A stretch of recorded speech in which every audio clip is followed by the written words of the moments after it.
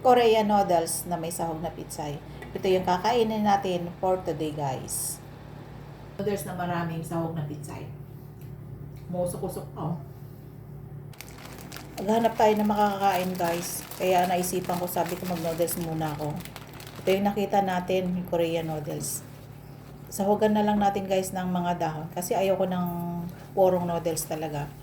Ayoko yung masyadong maalat. Kaya talaga pag nagluluto ako ng noodles, nilalagyan ko talaga ng mga dahon-dahon, gulay. Pagdaan ko sa palengke kanina, nakakita ko ng mga pitsay, guys. Oh, sariwa yung mga dahon.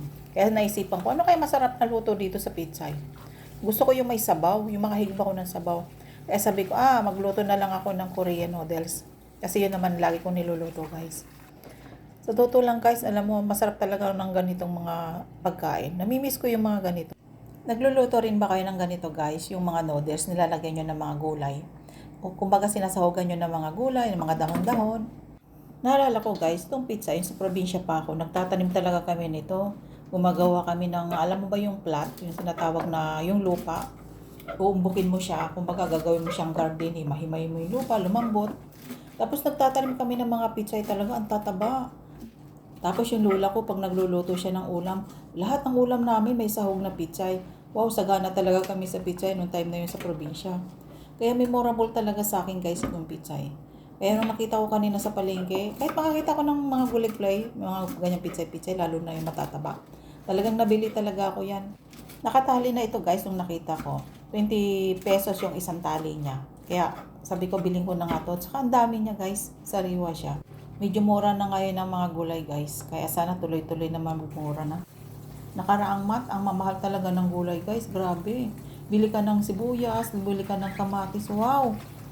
Ang mahal. Lalo na sa mga, sabi natin, sa mga mall. Ang mahal talaga, guys. Grabe. Lalo yung katatapos lang ng bagyo. Ang mahal talaga ng gulay. Kaya nung nagluto ako yung time na yun, nagluluto ako ng gulay, tipid na tipid ako sa mga ingredients. Ngayon, guys, medyo bumababa na ang price ng gulay ngayon. Kaya masarap na maggulay na talaga. Magsalang na tayo, guys, ng kawali.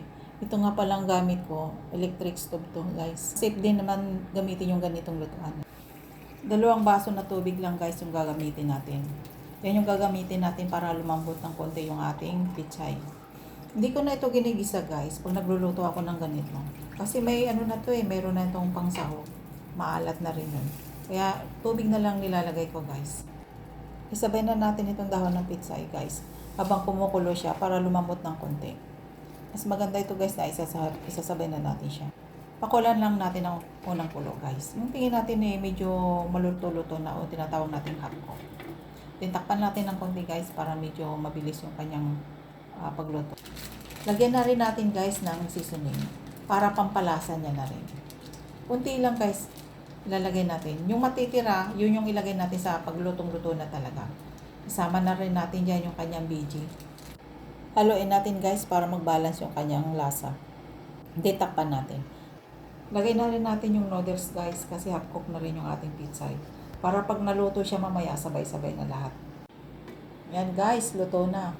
O, diba? Sinama ko na rin dyan yung natira natin na seasoning. Kainan na, guys. Nagluluto ko talaga ito, guys. Pag nagluluto talaga ako ng noodles, nilalagyan ko talaga ng mga dahon-dahon, ng gulay. Para yung alat niya, medyo nalilis yung alat niya. Ayaw ko kasi lang masyadong maalat eh.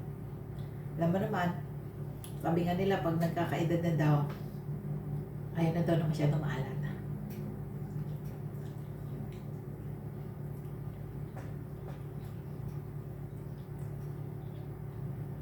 Mahilig sa mga noodles na ayaw ng masyadong maalat.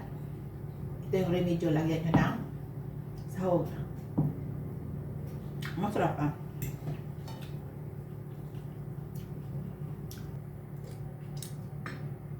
Kain muna tayo, guys. Thank you.